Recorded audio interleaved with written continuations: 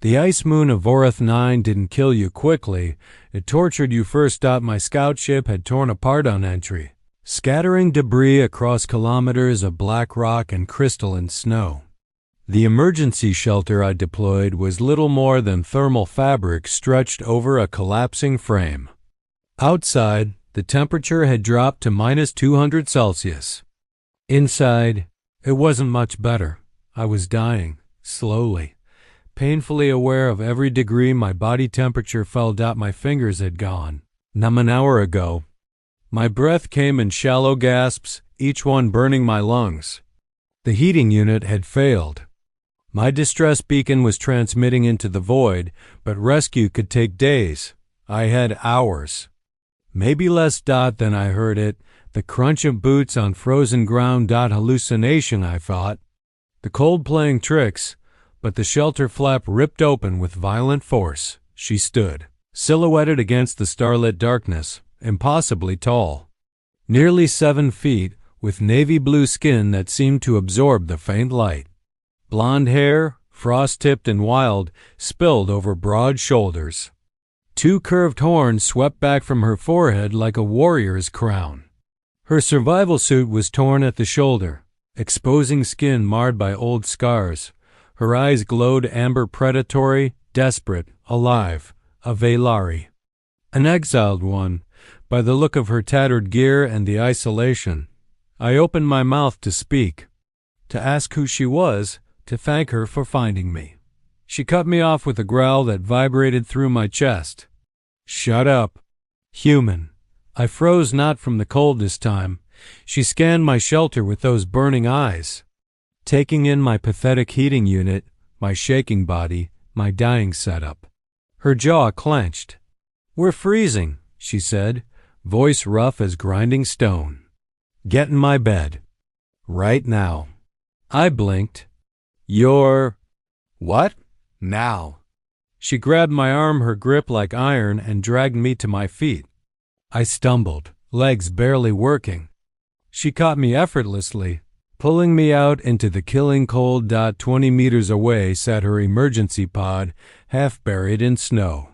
It was military-grade Velari tech, but battered, old, clearly salvaged. Barely big enough for one person. She was already crawling inside, kicking off her boots with aggressive efficiency. Body heat is the only thing keeping us alive tonight, she snarled over her shoulder. You want to die out here? Fine, I don't. Get in. I hesitated for half a second. She looked back, amber eyes blazing. I said, now, human. I crawled in after her. The pod sealed with a hydraulic hiss. Darkness swallowed us, then dim emergency lights flickered on red and orange, casting her blue skin in purple shadows. It was cramped. Suffocatingly so. Our bodies pressed together instantly, chest to chest, legs tangled. She wrapped her arms around me like a vice, pulling me against her with desperate strength.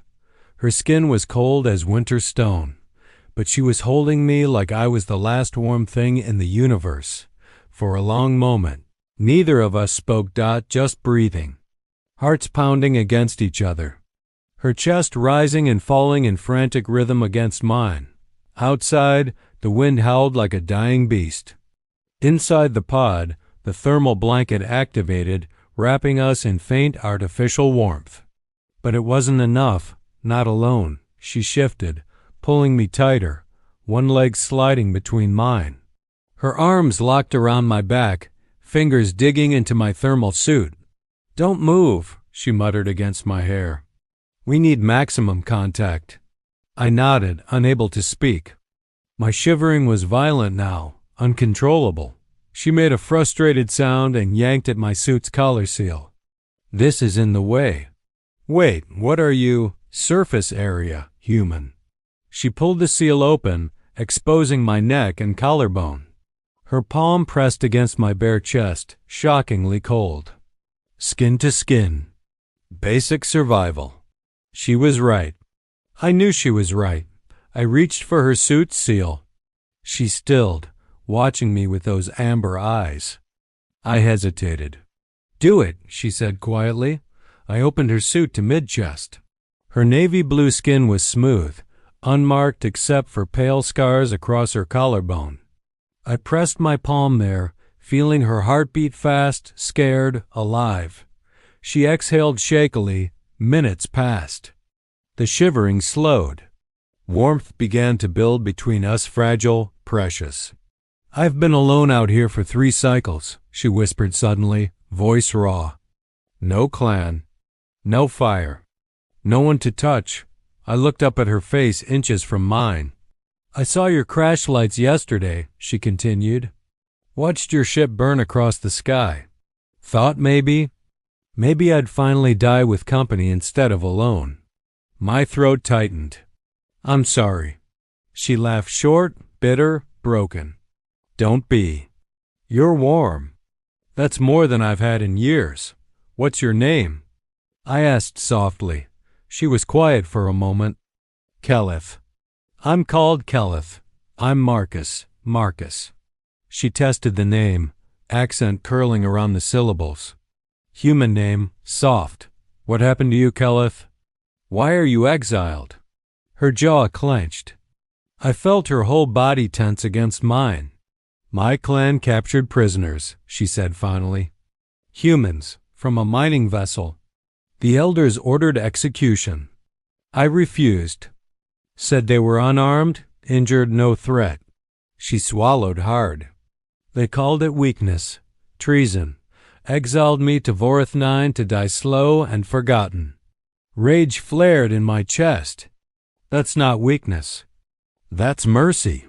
She looked at me like I'd spoken a foreign language. "Mercy doesn't exist in Velari law. It exists in mine." Her eyes widened slightly, then softened. "Tell me about your world," she whispered. "About Earth. I want to hear something warm." So I did. I told her about beaches where sand burned your feet and waves crashed in endless rhythm. About sunsets that painted the sky in colors she'd never seen. About people who hugged without orders, who held each other just because they wanted to. She listened like she was starving for the words. Somewhere in the telling, her fingers found the back of my neck, gentle, curious, tracing the line of my spine with feather-light touches. I shivered, not from cold this time. "You're not afraid of me," Keleth murmured, wonder threading through her voice. "Most humans run from Velari. Call us monsters, predators."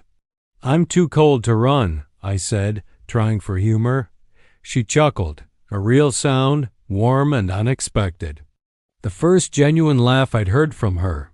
"Besides," I added, more serious now, "you saved my life. Monsters don't do that." Her thumb brushed the hollow behind my ear. I felt her breath against my forehead, warm now, no longer frosted. "You're different," she whispered. Softer than I expected, but stronger too. Stronger? "You crashed alone. Built a shelter. Sent a beacon. Survived until I found you." Her amber eyes locked with mine. "Most would have given up. You didn't. Most wouldn't have shared their only shelter with a stranger." I countered. She smiled, small, tentative, like she'd forgotten how. "Maybe we're both fools, the best kind." Her hand cupped my jaw, navy blue fingers stark against my pale skin. Her gaze dropped to my lips, then back to my eyes. "Marcus," she breathed. "I haven't touched anyone in 3 years. Haven't been touched. I've forgotten what it feels like to be ... close." My heart hammered. "Do you want to remember?" She nodded, barely perceptible. I closed the distance. Her lips were cool at first, tentative against mine. Then she made a soft sound, something between a gasp and the sigh, and kissed me back with sudden hunger. It was clumsy, desperate, beautiful. She tasted like salt and starlight and loneliness finally breaking. Her hands tangled in my hair, pulling me closer. I wrapped my arms around her waist, feeling the powerful muscles beneath navy blue skin. The way she trembled against me. When we broke apart, both breathing hard. She pressed her forehead to mine. I forgot, she whispered. I forgot it could feel like this. Like what? Like being alive again. I kissed her temple, her cheek, the corner of her mouth. She sighed into each touch, eyes fluttering closed. Stay with me tonight, she murmured. Not just for warmth. Stay. I'm not going anywhere, Kelleth. She pulled me down, shifting so I lay against her chest, her arms wrapped around me protectively. The pod hummed quietly around us, holding back the killing cold. Her fingers traced patterns on my back, idle soothing. Tell me more, she said softly. About home. About everything warm. So I did. I told her about coffee in the morning and rain on windows and the way city lights looked from orbit. She listened, occasionally asking questions, her voice growing drowsi at some point. Her hand found mine. Our fingers laced together.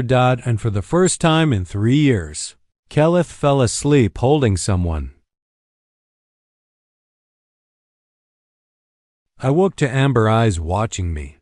Kelleth hadn't slept much, I realized. Her gaze was soft but alert, studying my face like she was memorizing every detail. Morning, I mumbled, voice rough. The storm passed an hour ago, she said quietly. Your beacon is pinging stronger. Rescue will come soon. Something cold settled in my chest, and it had nothing to do with Vorath 9's temperature. That's good, I said, though it didn't feel good. She nodded slowly, but her arms tightened around me. Yes, good. Neither of us moved.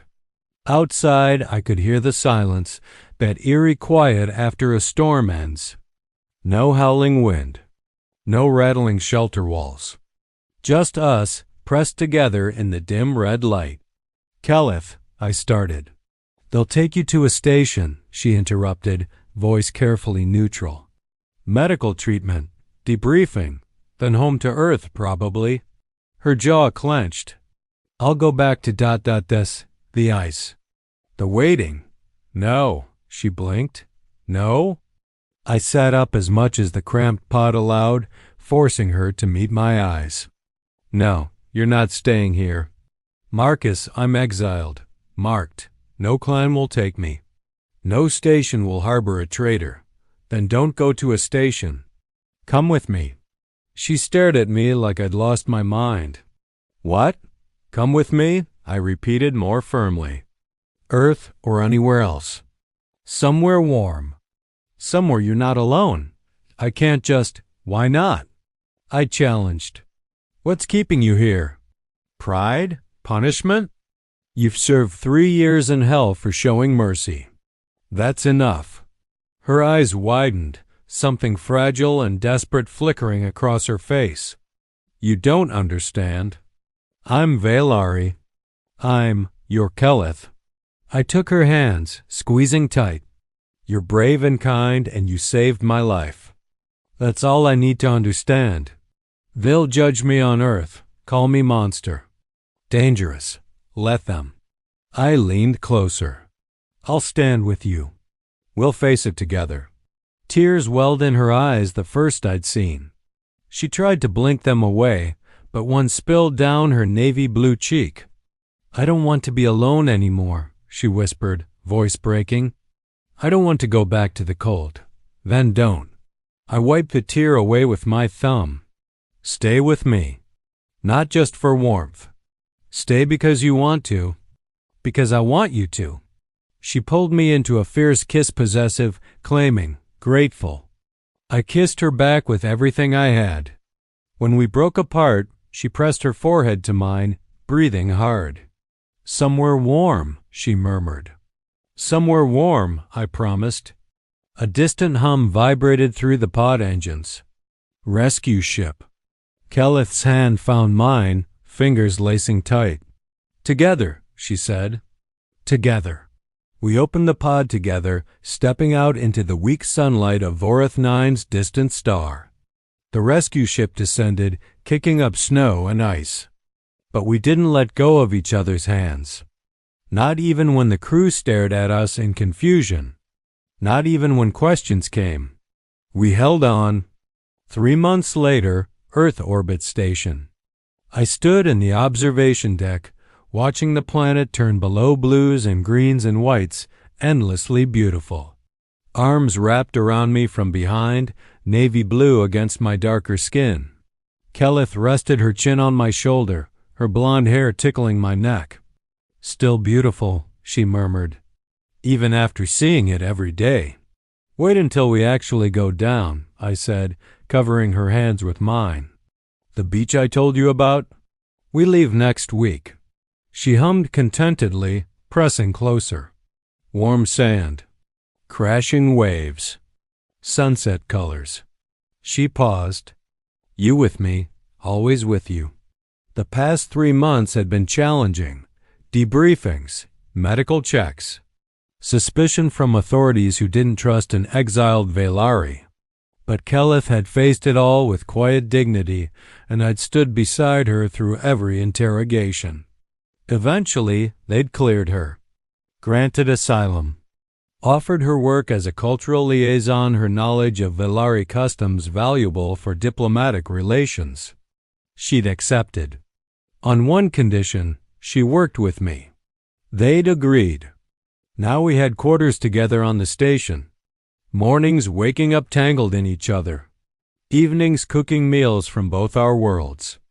Nights where she traced constellations on my skin and I taught her Earth songs. "I got a message today," she said quietly. "From my sister, back on the Velari homeworld." I tensed. What did she say?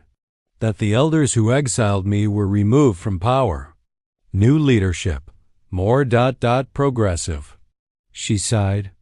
She asked if I'd come home. Sighed I'd be welcomed, pardoned. My heart clenched. "Do you want to go?" She turned me around, cupping my face with both hands. Those amber eyes burned into mine. "Home isn't a planet anymore, Marcus. Home is wherever you are." She kissed me softly. "Warm beds. Morning coffee. Your terrible jokes. That's home now." Relief flooded through me. I pulled her close, burying my face in her neck. "I love you, Keleth." She stiffened, then melted against me. "Say it again. I love you. Again. I love you." She laughed, the sound bright and free. "I love you too, Marcus. My warm, foolish, beautiful human." We stood there, wrapped in each other, Earth turning below us. "Do you ever think about that night?" I asked quietly. "The ice moon?" "Every day." Her fingers traced my spine. "You were shivering so hard. I thought you might die before dawn. You ordered me into your bed." She grinned sharp and playful. "Best order I ever gave. Saved both our lives." "No." She pulled back, eyes serious. "You saved mine." The cold was killing my body, but loneliness was killing my soul. "You thawed both." I kissed her deeply, pouring 3 months of love and gratitude into it.